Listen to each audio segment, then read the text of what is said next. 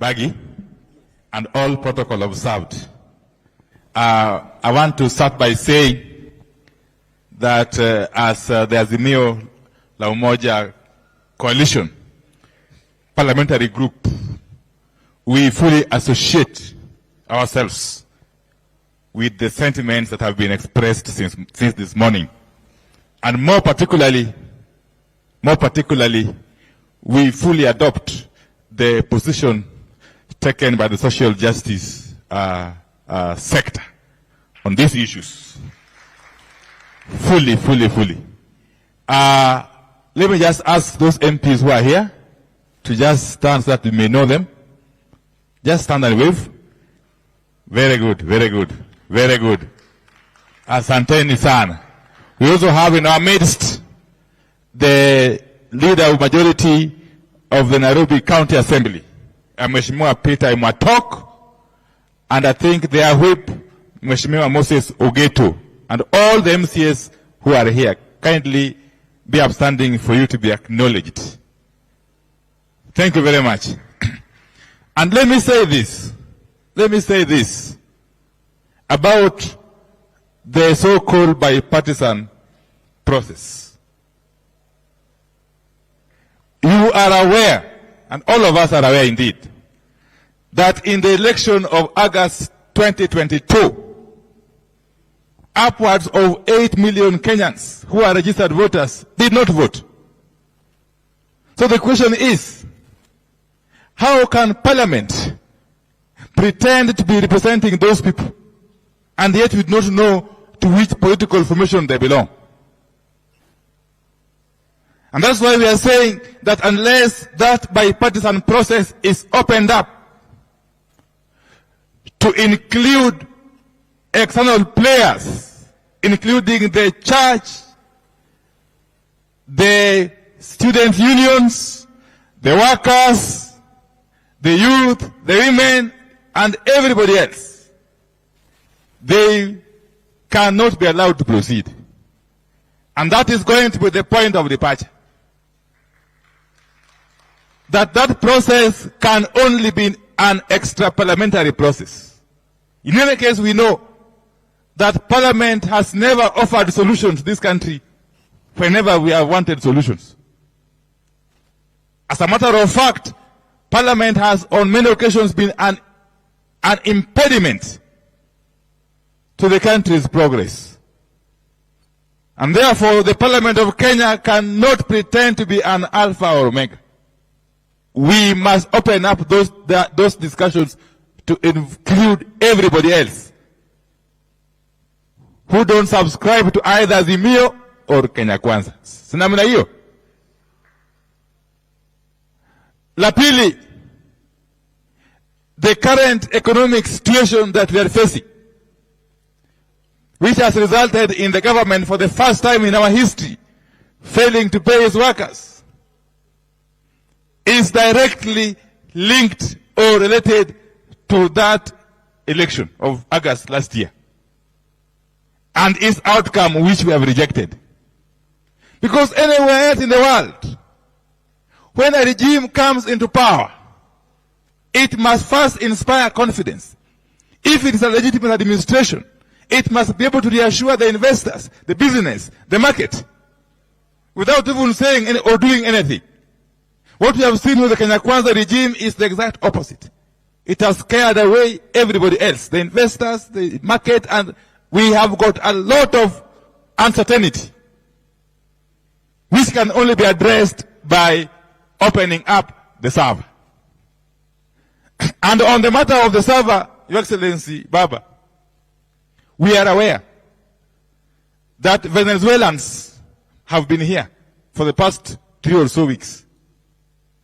They were sent to come and try to tamper with the server, so that eventually, if the pressure is too much on them, they can open it up, and then we find falsified records. Those Venezuelans, we have been on their track. We have been trailing them. They have been able to escape our dragnet. The last 2 weeks or so, they were staying in a hotel in Kileleshwa. When they realized we are on their tracks, they moved. They are on the run, but they are still in the country.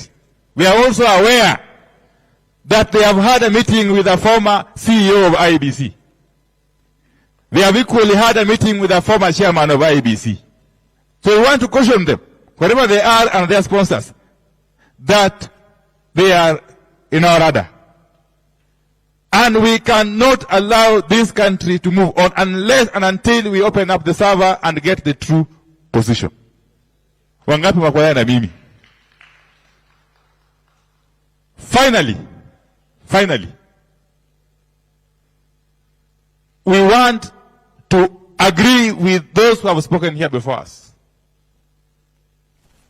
that we can scale the stairs as we chew gum.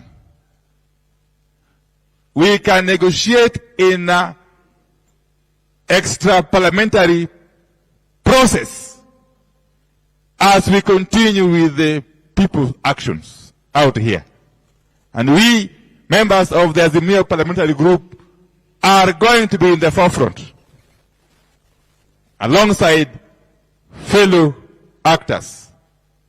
We also have with us a message of solidarity that has been sent by Kenyans in the diaspora, led by Madam Comfort Munoro Mwangi, who is currently in the US. They had an online meeting yesterday of Kenyans in the diaspora who support this movement with the MDD, Bunge la Wananchi, and many other actors. And they have sent a speech which should have been read here, but because of time we shall share it out after this. And therefore, with those preliminary remarks, allow me to just ask two MPs, one representing the National Assembly, who is Honorable Aladwa, to come and just say a jambo, and the leader of minority coalition in the Senate, the Honorable Senator Stewart Mazayo. Just 1 minute each before I give the microphone back to the Honorable Waziri Eugene Wamalwa to proceed with the program. Thank you. Asante Mheshimiwa Wandai. Hamjambo wote. Mimi nataka kusema mambo matatu kwa sababu viongozi wako hapa na wale wameitwa wote wamezungumza kulingana na mahali umetoka na mahali unawakilisha. Naitwa Mheshimiwa Aladwa nikitoka kaunti Nairobi. Mambo yangu ni matatu. My party leader, kwanza hii mambo ya kunegotiate na watu ambao hawajielewi, na nimesikia watu wameongea hapa na watu ambao hawajielewi waoni mbele. Kwanza tuko disappointed kwa mambo ya Monday wakati ulairisha maandamano. Hiyo lazima tuseme. Next time wewe konta kwa hiyo maandamano, wewe ongea na hao tuache tupambane huko wa street. Hao watu waelewi lugha nyingine. Hata mkisema mchague komiti watu 20, hata milioni 1, hawatasikia. So lugha ya kusikia, na nasikia wengine la kutukana kama Gashagwa. Mtu ambaye hata koti imeangalia left, longi imeangalia right. Hata kuvaa jui. Na anamka na mdomo wake kubwa anatukana kiongozi wetu ambaye alienda kwa ballot. Sisi wajumbe tumesema, na mimi nataka wale wajumbe wako hapa, Mheshimiwa President wetu, watu waamuke. Si wakisikia president kwa mahali fulani na Martha Karua na Eugene wanakimbia hapo. Sasa maandamano hawako. The next maandamano party leader tunataka ikuwe coordinated. Kuna vijana hapa wana groups hapa Nairobi. Inakuwa disappointed, maandamano kisha hawajui wanaenda wapi na wanatoka wapi. Na wamesimama na wewe. Tunataka tuwe na proper organization. Vijana wetu wakimaliza tunajua wamepigwa risasi, huyo ameumia, huyo amefanywa hivi, ndio tunajua tuna collect watu wetu wale wameumia. Inakuwa vibaya sana tumemaliza maandamano, watu wetu hawajui mahali pa kuelekea. Baba, watu wanakupenda. Mambo kuarisha mambo achana nayo. Watu tupambane. Watu tu wapambane. Wangapo wananuka mkono. Hiyo ndio feeling ya watu na ndio mood ya watu.